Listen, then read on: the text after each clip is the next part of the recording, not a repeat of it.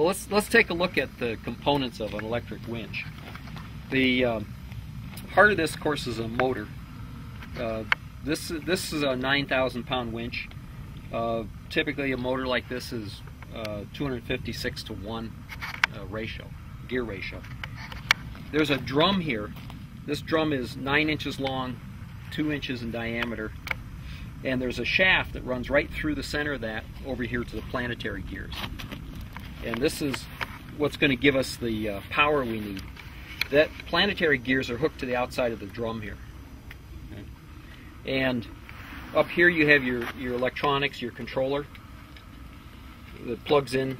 Let me show you that. This is hooked directly to your battery. And under full pull on this thing, you can be taking like 400 amps out of that battery. And even if you have a heavy-duty alternator, at best you're putting 100 amps back in. So it's one reason when we're using this, you always leave the engine running. You want to be generating electricity. But that's one of the limiting factors on how far you can pull. Is once you've drained your battery down, you're going to have to let it recharge. It's important to note that this 9,000-pound pulling capability is only on the first wrap at the bottom. This works a little bit, each wrap you lose 10 to 15% of your strength. It's a little bit like a 10-speed bike. As this gear gets bigger and bigger, you lose power. So this is your clutch. Turn that, and that makes this freewheeling, so you can just pull this out. Makes it a lot easier for rigging. A common thing to forget is to actually turn the clutch back in when you're ready to winch in. Okay. The other thing on this is the brake that you can't see. It's inside. These were designed for pulling in. But once you stop and you have a load on this, you need something to keep it there so it doesn't come out.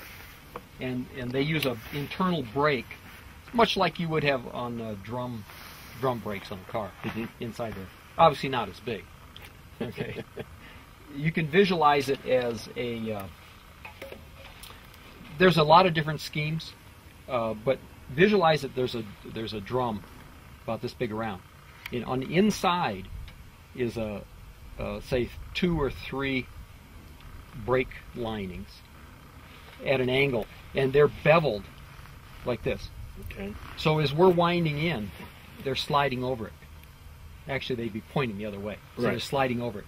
Once you stop, that brake comes on and stops the drum from going forward. Almost wedges it. Yeah, well, it's just friction. Yeah. There's a couple things that results from that. One is never use this as a tow point. Somebody comes up with a strap and they're going to hook onto you. This is really tempting. Just to put a strap on here and pull you. Well, the only thing that's holding that are those brakes in there. Another thing is, when you power out, you're actually powering against those brakes. These weren't designed for powering out more than just the distance it takes to take the tension off. They weren't designed for lowering people or lowering vehicles. They were designed for pulling in. If you ever switch to synthetic rope, one of the issues you have to watch out for is that heat, because the synthetic rope will melt at, depending what kind you get, 300 degrees Fahrenheit or 500. And you can create enough heat here, at least in the 300 range, to melt the first wrap on the synthetic rope. But that only happens if you power out. Okay. And you won't ever have a problem if you power out 10 feet or something, just take the tension off.